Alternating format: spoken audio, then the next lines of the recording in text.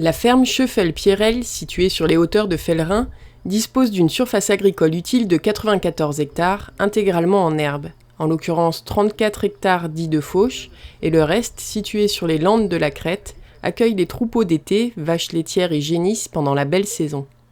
Malgré un hiver très humide, comme on l'a connu tous, alors très doux, donc peu de neige, on s'était dit ça y est, les sources sont refaites, les réserves sont refaites, les sources repartent, on a de l'eau, c'est bon, sauf que ça fait 5 semaines qu'il n'est pas tombé une goutte d'eau.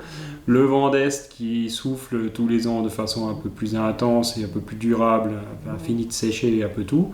Et à part les fonds humides où effectivement il y a encore de l'eau, tous les coteaux qui sont destinés au pâturage des vaches et donc à accueillir les animaux pour la mise à l'herbe, sont aujourd'hui dans une souffrance où la végétation ne bouge plus, ne pousse plus, ne dépérit encore pas mais ne pousse plus parce qu'elle est en stress hydrique. Donc ça c'est pour l'état des prairies. Et si on parle après des dégâts au niveau des cervidés et des sangliers, on a des populations de cervidés qui sont croissantes parce que les chasseurs ne tirent jamais ce que la naissance des différentes biches procure. Donc on a des populations en croissance exponentielle. Donc ces animaux-là, certes, sont en forêt le jour, mais se nourrissent surtout la nuit dans nos prairies. Donc c'est une concurrence directe à nos bovins. Et à l'automne, nous avons eu la visite des sangliers, pendant l'hiver aussi, sur notre exploitation, 6 hectares et demi de terrain labouré, où aujourd'hui on n'a pas d'herbe qui sera produite. Donc si on prend une moyenne de 3 tonnes de matière sèche par hectare, ça fait un peu plus de 18 tonnes de matière sèche de foin perdue pour la récolte 2020. Les plus gros dégâts se concentrent actuellement sur les prés de fauche, que ce soit les trous générés à l'automne par les sangliers ou l'herbe broutée par les cervidés à la tombée de la nuit. Et sur les sommets, ce sont les populations de chamois qui concurrencent les bêtes en pâture. Si l'éleveur espère que les cervidés se retireront en forêt à la mise bas des biches, il craint un retour en force des sangliers lors des prochaines pluies. Les bêtes chez nous sortent en pâture entre le 15-20 avril et le 1er mai. C'est clair qu'à aujourd'hui, 20 avril, on a 10 bêtes sur 90 qui sont dehors. Les vaches laitières, je ne sais pas si le 1er mai elles sortiront, en tout cas s'il n'y a pas plus à manger dehors que ça, on a des stocks fourragers qui sont encore conséquents. C'est pas sûr du tout que les bêtes sortent à ce moment-là. Et du coup, une modification aussi qui va arriver avec ces dégâts de sangliers qui sont croissants. En gros, il y a 7-8 ans, on avait une quinzaine d'ares. Aujourd'hui, on est à 6 hectares et demi, donc de terrain retourné. C'est la modification de la flore, puisque là où le sanglier est passé, on est obligé de réensemencer avec des semences qui sont forcément pas des semences d'ici. Quand on peut réensemencer, sinon la végétation se reconstitue comme elle peut. Et on peut des fois être en décalage par rapport au cahier des charges des mesures agro-environnementales sur certaines prairies où il est nécessaire d'avoir des plantes bio-indicatrices qui sont notées dans le cahier des charges. Si l'éleveur et ses collègues ont passé le broyeur pour détruire au maximum les mottes de terre retournées par les sangliers, la terre ne rebouche pas les trous et le terrain est de moins en moins plane.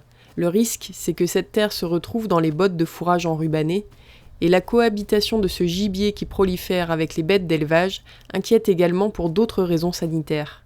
Ces mottes de terre se retrouvent dans des bottes d'enrubanage où il y a une fermentation qui a lieu et où on peut largement développer des contaminations en listeria et d'autres cochonneries qui sont naturellement présentes dans le sol, mais qui normalement ne se retrouvent pas dans les fourrages parce que quand on récolte un fourrage, on ne récolte pas la terre avec. Sauf que là, le sanglier nous oblige à récolter la terre avec. Nous, nos cheptels bovins, ovins, caprins ont des conditions sanitaires et ont une qualité sanitaire qui est vérifiée par le GDS. Tout le cheptel sauvage qui est donc dans la nature et qui est largement en surnombre n'est sanitairement vérifié par personne. Il peut y avoir des maladies qui se transmettent entre ces animaux et les nôtres, puisque pendant 6 mois, ils cohabitent sur les mêmes parcelles. Donc ça, c'est aussi un risque qui encore une épée de Damoclès au-dessus de nos têtes. Claude Schöffel indique que tous les lots de chasse ne sont pas gérés de la même manière et ça se traduit par des dégâts inégaux selon les secteurs. Mais en ce qui le concerne personnellement, il dénonce une chasse afrique qui sédentarise un gibier autour de ses prairies, un véritable élevage du gibier entretenu volontairement. On a une dérive où le chasseur n'est plus là pour réguler le gibier qui est présent de façon sauvage dans les forêts et sur les prairies. C'est ça quand même l'essence de la chasse. Aujourd'hui, les chasseurs qui sont en place commencent par faire de l'élevage, mettent en place des systèmes d'agrainage, des pierres à sel en veux-tu en voilà, et mettent en place beaucoup de conditions pour que le gibier s'implante sur leur lot de chasse, trouve toutes les conditions nécessaires à sa reproduction et à son alimentation, et de la même façon se développe. Et en fait, le problème, il est là. Et il est là aussi parce que l'alimentation, l'agrainage qui est distribué est complètement déséquilibré. On verse du maïs par dizaines de tonnes sur notre lot de chasse, par exemple, c'est le cas. Et donc l'alimentation, tout un chacun sait que le maïs est déséquilibré puisqu'il est très riche en énergie et très pauvre en azote. Et bien l'azote, les animaux vont le trouver, soit en retournant les prairies pour les sangliers, soit en allant brouter l'herbe des prairies. Et du coup, on paye tout le tribut de cette gestion de chasse qui est complètement déséquilibrée. On ne peut pas décemment avoir une cohabitation avec des gens qui font l'inverse de ce qu'il faut et qui détruisent notre outil de travail. Et quand je dis nous, je voudrais aussi associer les communes à nous, parce que nous, nous agriculteurs, ce sont nos prairies, mais quand je dis nous, communes, c'est l'espace forestier qui est détruit par simplement des surpopulations de gibier.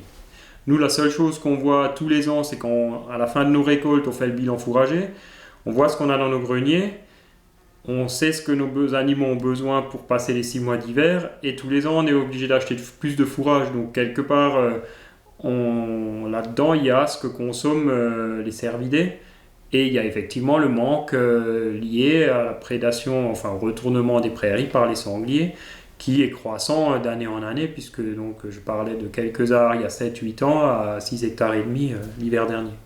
Si des systèmes de clôture qui étaient au départ bien accueillis par les éleveurs ont été mis en place, elles ne sont aujourd'hui plus entretenues, donc inefficaces. L'éleveur pense qu'une des solutions serait que des agriculteurs passent le permis de chasse et s'unissent pour louer ensemble des lots de chasse.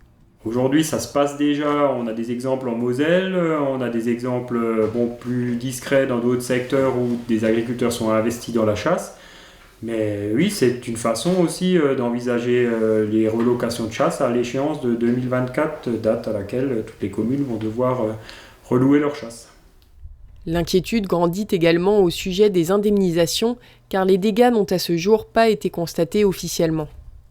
2 types de gibier, 2 types d'estimateurs. Pour ce qui est du gibier rouge, ce sont les communes qui désignent un estimateur gibier rouge. Aujourd'hui, malgré une formation qui a été réalisée avec la Chambre d'agriculture, il y a une réelle carence d'estimateurs formés pour estimer l'abrutissement du gibier rouge sur nos prairies. Ça, c'est une chose. Le sanglier, c'est le fonds d'indemnisation des dégâts de sanglier qui agit. Alors, tous les agriculteurs ont normalement fait leur déclaration cette année. Il se trouve que le Haut-Rhin, contrairement au Bas-Rhin et à la Moselle, ne sortent plus, les estimateurs ne sortent plus depuis le début du confinement.